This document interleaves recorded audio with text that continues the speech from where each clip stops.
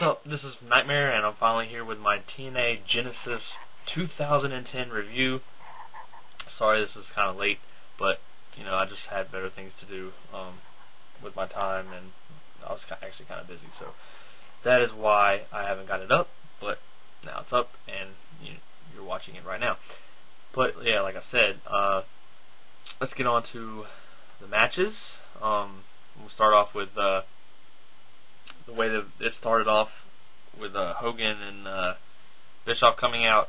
Was not happy at what Hogan said after the fans chanted, "We want six sides." I feel you, fans. I'm the same way. I'm right there with you. I agree. I want the six sides back as well. But hey, what can you do? It's gone. I don't know if it'll ever come back.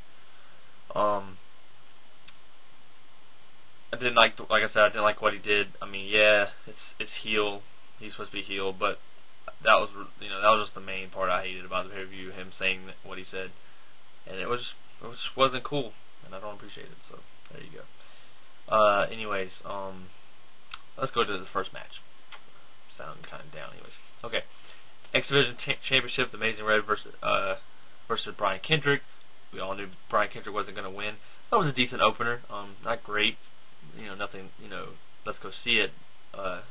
Like crazy, but hey, it was there, and like I said, it was a decent opener, not a solid opener, but it was decent. We had Sean Morley versus Christopher Daniels. Wasn't actually a bad match until just Sean Morley went for the win and botched it, trying to get up to the top rope. The move itself was fine, but when he was trying to get to the top rope, he fell a little bit and slipped. So that was lame, especially when we found out, especially when he ended up winning it anyway.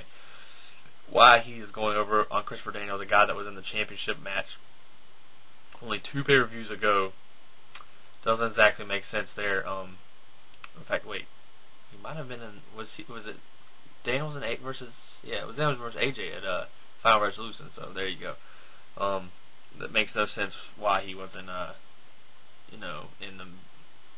He's gone from main event to thing, kind of like Samoa Joe, but we'll get to that later. Knockouts title, Terror defeated ODB. Apparently ODB got hurt, that's why this match was ended early. I don't particularly like the way it ended, mainly because I think, yes, Terror should have won, but I think ODB, if you're gonna, you gave her the title, and she's had a title back and forth with Terror, you gotta let her win a fall, so there you go. I would have let her win the first fall, actually. Well, I would have let her win the second fall, but if she was hurt, I understand they had to end the match if Terror was going to win anyway. Tag team titles match: Matt Morgan and Hernandez versus the British Invasion. I don't think British Invasion has had it long enough, but I am glad that Hernandez and Matt Morgan did win. I feel like they should get a small run, just to kind of build them up a little bit more, and then move them on, and just to let them have a short run. Maybe defend them once, twice, and then hand them off to someone else. Even if the team has to cheat to beat them or something like that, and they want to feud a little bit with them, that's fine. But I was happy that Matt Morgan and Hernandez won, and the match was actually, it was good. So there's that. Then we had Desmond Wolf versus D'Angelo Dinero. Good match. I don't like when he uses the clothesline. It's got to look really, really good. Angle made it look really good.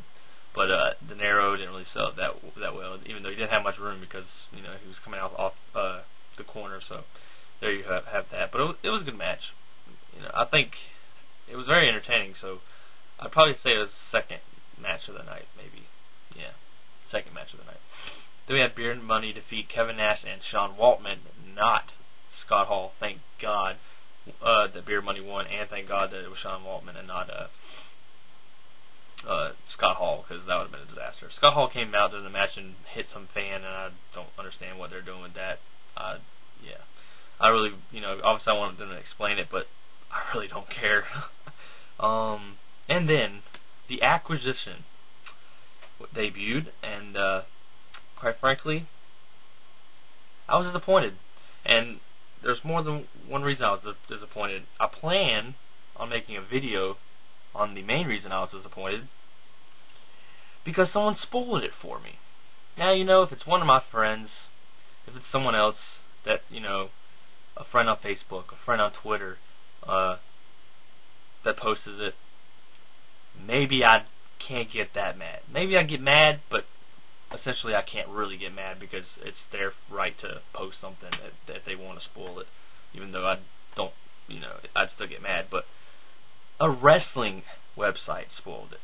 No, not click this if you want to know who it is. No, they just flat out told you. And not only that, they asked. On Twitter, they posted the thing and they asked what you thought about it, and it didn't even happen yet. Actually, two things. They had said Scott Hall was replaced, and they said that Kennedy debuted. Or Mr. Anderson. Yet, he hadn't debuted. And I called him out on it. And what did they say? Unless you're living under a rock, you knew it was Kennedy. Anyways, I'm not going to get on that. I hope to make a video that if it's short, long, whatever, I hope to make a video about that. And you'll know what the website is once I make that video, because I do plan on making it. Okay, anyways, Mr. Anderson debuted. His whole spiel was good. He teased Mr. Kennedy, he said Mr. Anderson. So that was cool. Didn't like the fact that he had any time at all with Abyss. I think he should have came out there and squashed Abyss. I mean, what is Abyss now? Either reestablish him as a monster, or he's just gonna. I mean, that's sad when I want TNA's monster to get squashed. Like, that's sad. A monster should never get squashed, ever. Like, it should never come to that point. But a lot of times it does. And then the World Championship match, a great match. AJ versus Kurt Angle. Don't think it beat their Impact match, but I did like it a lot. And Ric Flair came out, saw a turn coming. I was hoping that Ric Flair would turn with AJ, because I felt like that would be something new. I know a lot of people don't like AJ heel, but hey, and guess what? I got that. So, not saying that's exactly, I just, was trying to take the best of the two evils necessarily, and I wanted AJ to do it, so there you have that. Sorry if this is quick, sorry if this is long. I really don't even know. I'm really bad with time, but I'm pretty sure this isn't long. But anyways, I thought, like I said, I liked the main event. It was really good. I'm interested to see what they do with Ric Flair and AJ. AJ, hopefully he steps up this time being heel, and I'm kind of glad that Angle's face. And we'll see what Angle can do, because you can't fight AJ for the title. So is Angle going to strictly try to, request a match with Ric Flair, or is Angle just going to be pissed and take it out on somebody else? I don't know. We will see what happens with that.